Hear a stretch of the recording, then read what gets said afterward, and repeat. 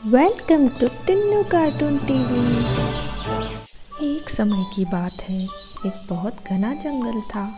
उसमें कई सारे पक्षी रहते थे। सारे पक्षी एक दूसरे की मदद करते थे। कुछ समय बाद उस जंगल में एक कौवा डाकू आया। उसने उस जंगल में रहने वाले कौवों को अपने पास बुलाया। अरे ओ कौवा और कौवी, क्या तुम मेरे लिए काम करोगे? इसमें तुम्हें मेहनत करने की भी कोई ज़रूरत नहीं पड़ेगी और मज़ा भी बहुत आएगा। हाँ बोलो कौवे डाकू, क्या काम करना है? वैसे भी तुम हमें हमारे जैसे ही लग रहे हो, जो कम मेहनत करने जैसी बातें कर रहे हो। तो मेरी बात ध्यान से सुनो। अब से तुम जंगल में भोजन लेकर जाने वाले हर पक्षी का भोजन लूट लेना, और यदि वे मना करें तो उन्हें मेरा नाम बता देना और डरा देना। रोज़ मुझे खाना लूट कर देने की जिम्मेदारी अब से तुम दोनों की है, और आज से मैं तुम्हारा सरदार हूँ। अरे वाह कौवा सरदार, वैसे भी हमें मेहनत करना बिल्कुल पसंद नहीं है, और ऊपर से हमें दूसरों को परेशान करने में तो बहुत मज़ा आता है। हम तुम्हारा काम आज से शुरू कर देंगे।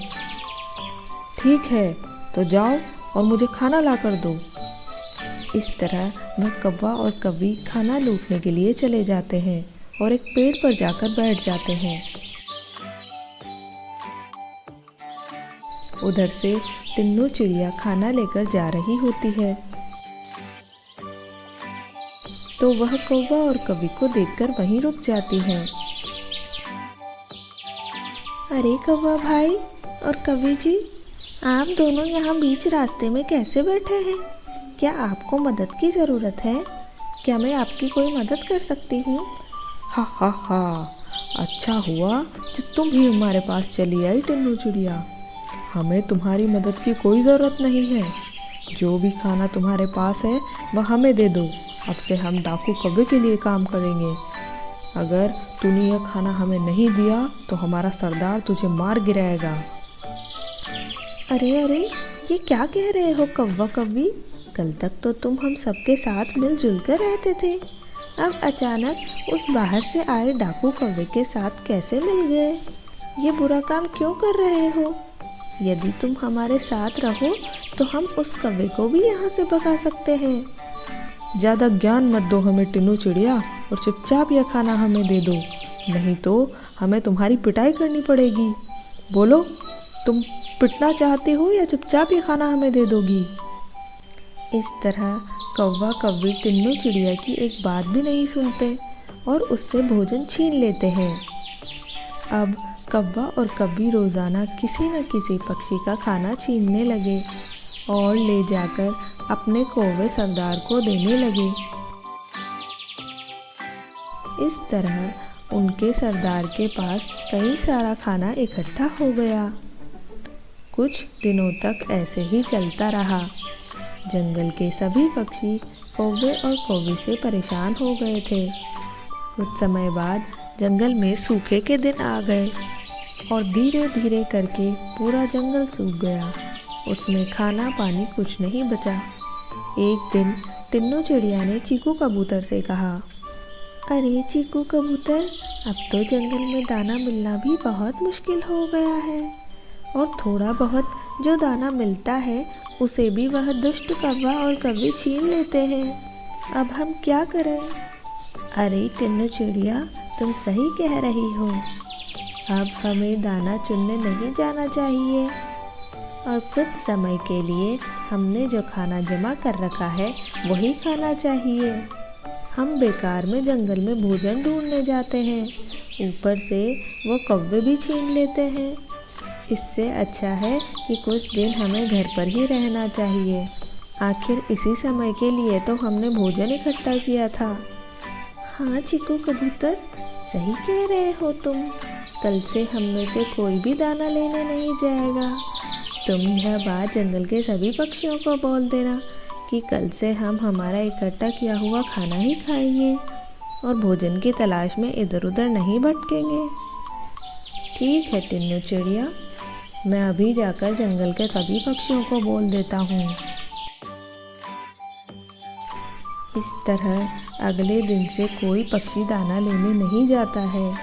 उधर कौवा और कौवी पूरे दिन पेड़ पर बैठे रहते हैं और पक्षियों का इंतज़ार करते हैं, पर उन्हें कोई नहीं दिखता है। अंत में वे वहाँ बैठे बैठे थक जाते हैं, तो कौवा कौवी से कहता है, अरे कौवी जी, लगता है आज से सभी पक्षियों ने दाना लेने जाना बंद कर दिया है। आज तो हम यहाँ बैठे बैठे थक ही गए, लेकिन कोई भी पक्षी दाना लेकर नहीं गया है। हमें तो बहुत जोर की भूख भी लगने लगी है, अब हम क्या करेंगे? अरे कौवे जी, करेंगे क्या? इतना दिनों से जो खाना ला ला कर हमने सरदार को दिया है, अब वह बहुत सारा इकट्ठा हो गया है। आज हम सरदार के पास ही जाते हैं और उन्हीं से खाने का कुछ मांग लेंगे, वो हमें ज़रूर देंगे। आखिर वो खाना हमने ही तो उन्हें लूट कर दिया है। हाँ, सही कह रही हो कवि जी। चलो हम सरदार के पास ही चलते हैं और उन्हें ये सारी बात बताते हैं।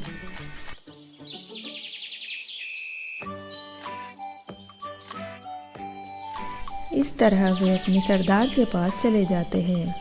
अरे, आज तुम दोनों खाली हाथ लौट आए, भोजन कहाँ है? सरदार, आपको तो पता है जंगल में सूखा चल रहा है, तो सुबह से कोई पक्षी दाना लेने बाहर नहीं आया है। हम सुबह से ही उनका इंतज़ार करने के लिए पेड़ पर बैठे हुए थे, लेकिन एक भी पक्षी हमें आज नज़र नहीं आया है। लगता है अब सारे पक्षी अपने घोंसले के अंदर ही रहते हैं और इकट्ठा किया हुआ खाना ही खाते हैं।